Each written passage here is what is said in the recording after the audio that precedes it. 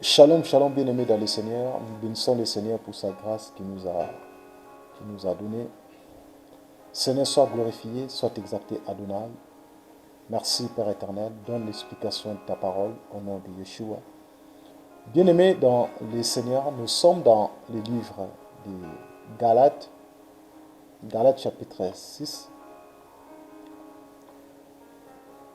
Nous allons commencer au verset 1. La parole dit que, frère, si un homme vient à être surpris en quelque faute, vous qui êtes spirituels, redresse-les avec un esprit de douceur. Prends garde à toi-même de peur que tu sois aussi tenté. Portez les fardeaux les uns des autres et vous accomplirez ainsi la loi de Christ. Si quelqu'un pense être quelque chose, quoi qu'il ne soit rien, il s'abuse lui-même. Que chacun examine ses propres œuvres. Alors il aura sujet de se glorifier pour lui seul, et non par rapport à autrui. Car chacun portera son propre fardeau. Au verset 6, le verset que nous allons partager ensemble, la parole dit que chacun portera son propre. Au verset 6, la Bible dit que celui à qui l'on enseigne la parole fasse part de tous ses biens à celui qui l'enseigne. On s'arrête là. Bien-aimés dans le Seigneur, nous allons partager sur ces pensées, nous allons partager sur l'explication des Galates, chapitre 6, au verset 6.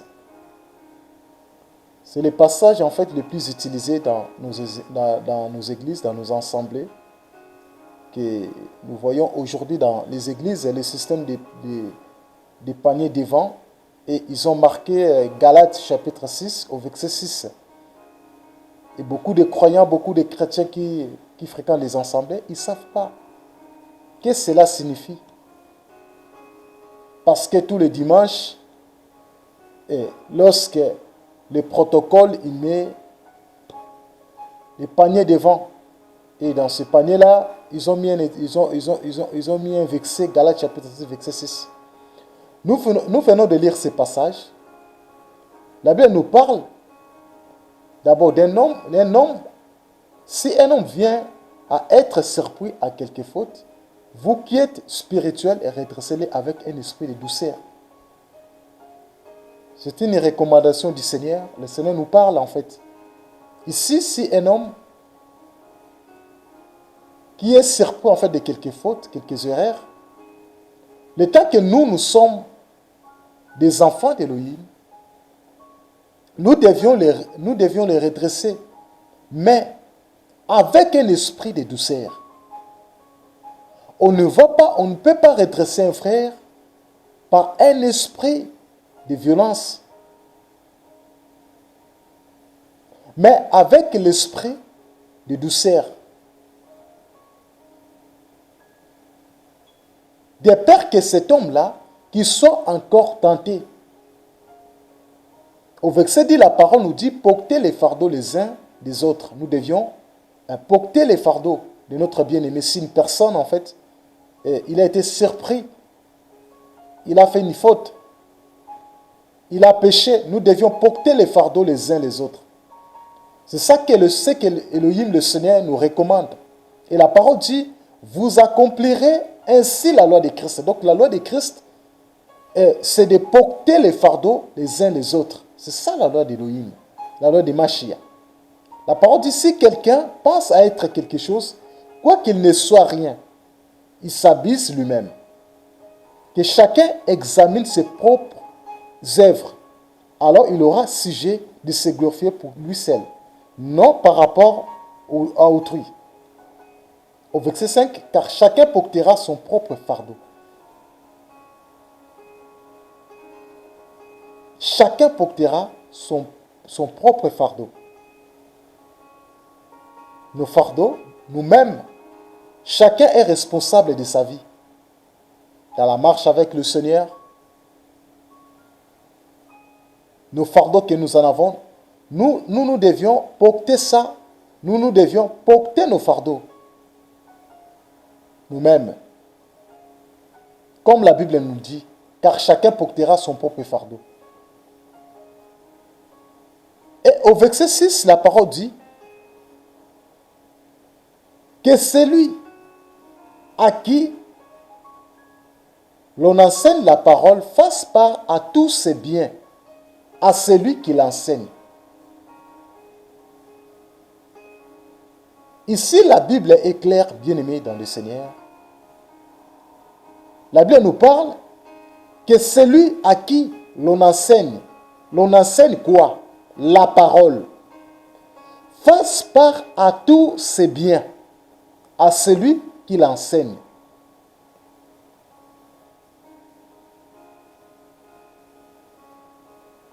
Bien-aimés dans le Seigneur, nous avons deux sortes d'enseignement. Nous avons l'enseignement qui vient des hommes et l'enseignement qui vient du ciel et qui vient d'Élohim. Et l'enseignement qui vient du ciel, c'est l'enseignement qui nous sauve. L'enseignement qui vient du ciel, c'est l'enseignement qui délivre. L'enseignement qui vient du ciel, c'est l'enseignement qui nous libère. Mais l'enseignement terrestre ne sauve pas. L'enseignement terrestre peut te déstabiliser. L'enseignement terrestre détruit les enfants d'Élohim.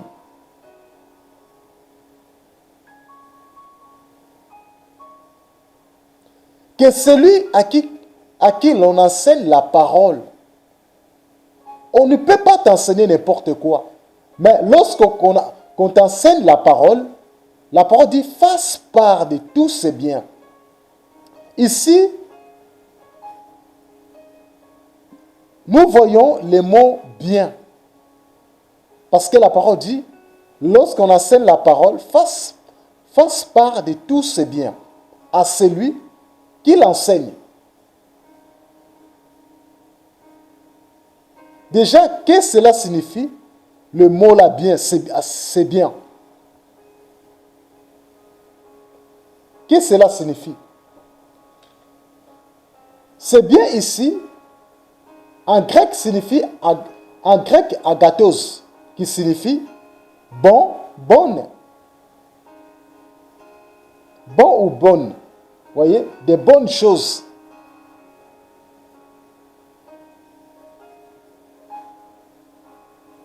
Donc, de tout ce que tu portes, en fait. Donc, de manifester, en fait, des bonnes choses à la personne, en fait, qui t'a porté le message.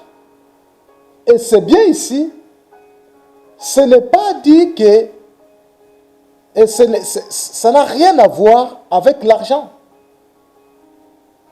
C'est bien ici, il est question de la communion fraternelle.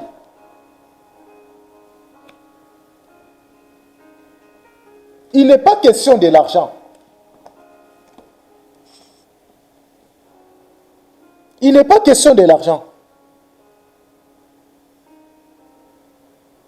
Parce qu'aujourd'hui, beaucoup des églises, beaucoup des assemblées, beaucoup de prédicateurs qui utilisent ces passages pour retirer l'argent au peuple. Ils disent que celui à qui l'on enseigne la parole fasse part à tous ses biens. À tous ses biens, c'est au pluriel. Donc ça veut dire tous tes biens. Avoir comme tu as ta maison, tu as la voiture.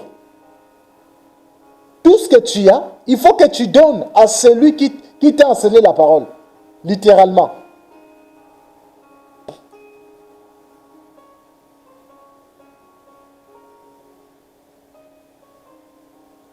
Et le terme bien ici, ça n'a rien à voir avec les matériels. Ça n'a rien à voir avec l'argent. Ici, il est question de la communion fraternelle. De manifester l'amour avec ton prochain.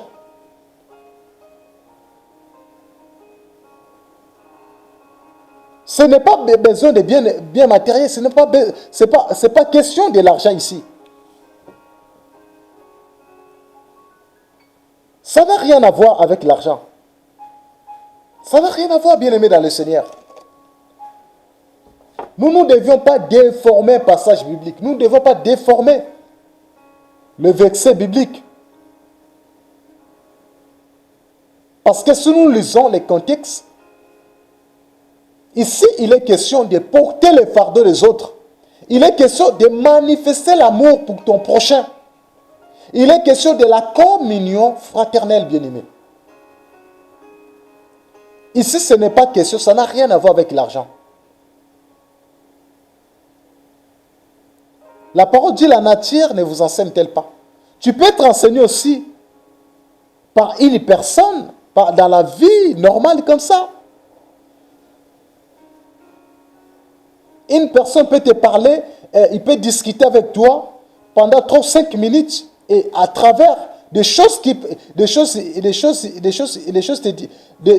t'a dit, ça pourra aussi t'enseigner.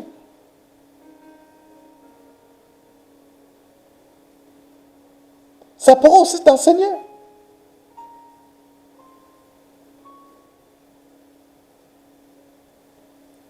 Ici, il est question de la communion fraternelle. Ce n'est pas question de l'argent ici. Ça n'a rien à voir avec l'argent. On va lire un passage là, dans 2 Corinthiens, pour appuyer ce que nous sommes en train de partager. 2 Corinthiens. 2 Corinthiens au chapitre 9. 2 Corinthiens chapitre 9, verset 7. La parole nous dit que chacun donne comme qu'il a résolu à son cœur, sans tristesse ni contrainte, car Dieu aime celui qui donne avec joie. Voyez, le Seigneur nous recommande ici, le frère Paul dit dans l'église de Corinthe, que chacun donne comme qu'il a résolu. Donne comme il a résolu en son cœur, sans tristesse ni contrainte. Il ne faut pas imposer au peuple de donner.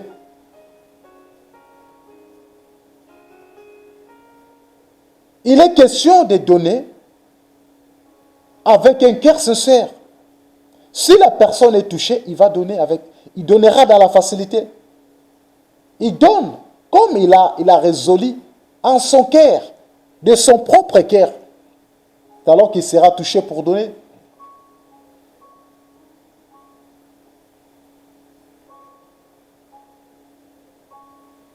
Et aujourd'hui, nos églises mettent des choses en place. Ils ne savent pas ce que cela signifie. Ils ne savent pas. Oh, Galates 6. Galates 6.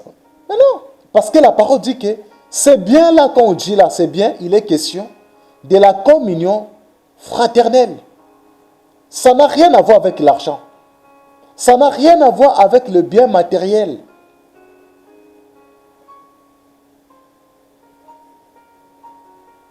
La parole dit que vous avez reçu gratuitement, donnons aussi gratuitement. Parce que l'enseignement que nous avons reçu auprès du Père, nous sommes censés aussi de le donner gratuitement au peuple.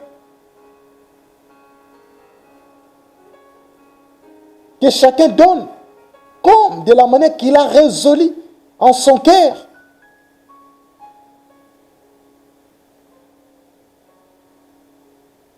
On ne peut pas imposer les gens. Parce qu'on lui a enseigné la parole, il faut donner ça. Il faut enlever ta montre, il faut donner. Il faut enlever ta chaussure, il faut donner. Ici, ça n'a rien à voir avec les biens matériels. Il est question de la communion fraternelle.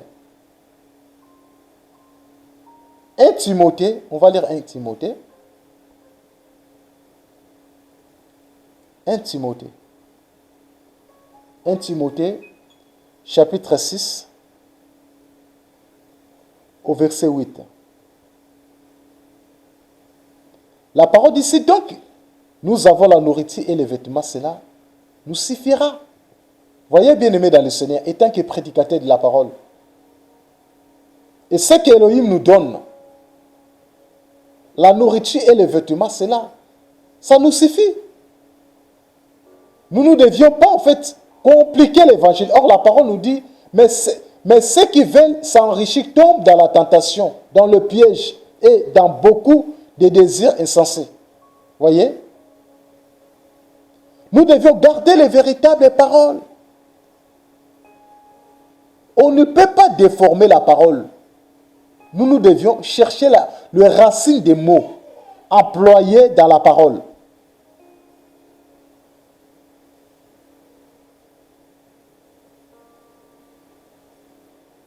Parce que la parole nous dit que vous avez reçu gratuitement. Donnez aussi gratuitement. On l'a reçu gratuitement. Lorsque le donateur nous a donné ça gratuitement, nous sommes aussi censés de le donner gratuitement au peuple. 2 Corinthiens chapitre 12. Nous donnons des versets, des passages bibliques afin que vous vérifiez aussi. 2 Corinthiens chapitre 12. Nous allons lire les versets 11 jusqu'au verset 13. La parole dit, j'ai été un insensé, vous m'y avez contré, c'est par vous que je devais être recommandé. Car je n'ai été inférieur à rien aux apôtres par excellence, quoique je ne sois rien. Les preuves de mon apostolat ont été éclatées au milieu de vous par une patience à toute épreuve, par des signes, des prodiges et des miracles.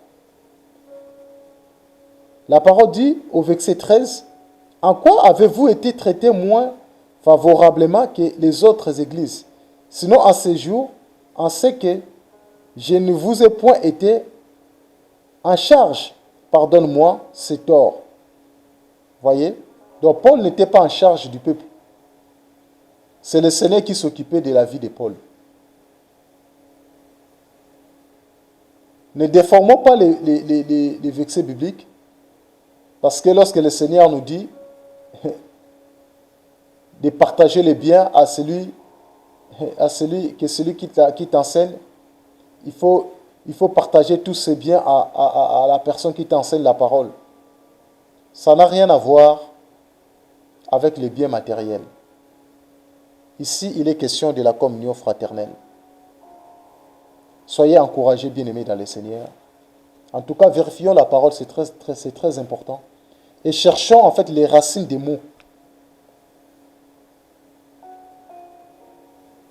C'est là qui va nous aider aussi. Soyez encouragés au nom de Yeshua.